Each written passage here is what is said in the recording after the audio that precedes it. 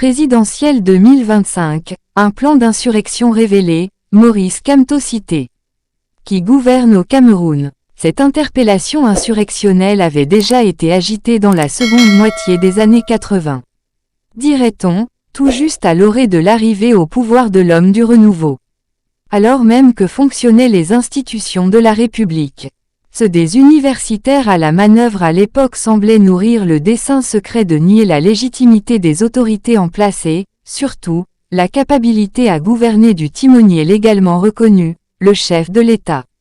L'inférence de telles insinuations étant l'instauration d'une pétaudière à la manière des anarchistes qui disent « ni Dieu, ni maître », encourageant ainsi chacun à mener à sa fantaisie. Et ce qui ressort des projets étonnants en gestation dans les écuries du Mouvement pour la Renaissance du Cameroun, MRC. Selon les informations en notre possession, en effet, des « va-t-en-guerre » y projettent de faire réclamer véhémentement l'inversion du calendrier électoral.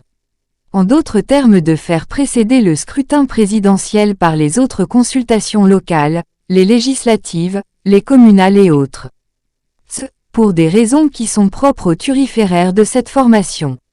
Info ou intox. Allez donc savoir. Il y a lieu de suspecter de la part de ces manœuvriers de vouloir imposer, à la nation entière, une session de rattrapage des consultations pour lesquelles leur parti s'est librement, et de façon éhontée, inscrit aux abonnés absents, de lui offrir ainsi une aubaine de faire élire des représentants locaux en sa faveur, afin de lui conférer gracieusement le droit dont il s'est privé de présenter la candidature de l'un de ses membres lors du prochain scrutin présidentiel.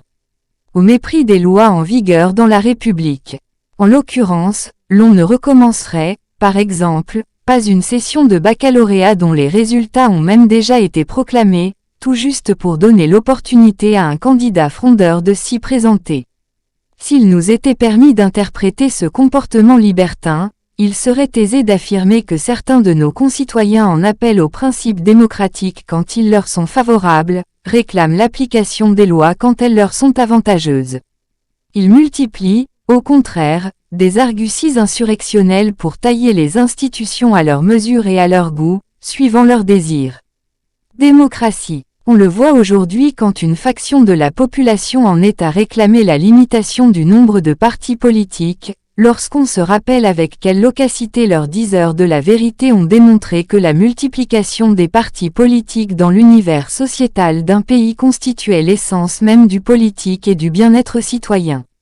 Perfidement, certains organes d'expression, dans les réseaux sociaux surtout, souhaitent le bâillonnement de quelques autres dont la ligne éditoriale aide à disqualifier leur projet d'instauration de la pensée unique, nourrissant ainsi le vœu d'enrégimenter l'opinion citoyenne dans une camisole de force idéologique. Alors, ils taxent ces autres organes de « tribalistes », de « suppôts du pouvoir, vendus, dépassés ». Tout y passe. Pourtant, il serait aisé de leur rétorquer, en parodiant un philosophe grec de l'Antiquité, « S'il faut philosopher, philosophons, s'il ne faut pas philosopher, philosophons encore plus pour démontrer qu'il ne faut pas philosopher. » En d'autres termes, vous avez demandé la démocratie, pratiquons-la tous dans toutes ses implications.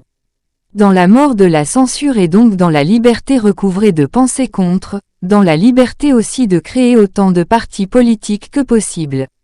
Nemo propriam turpitudinem allegans auditur, nul ne peut se prévaloir de sa propre turpitude. Même les juristes du MRC connaissent ce principe de droit, enseigné dans les niveaux 1 ou 2 des écoles de droit.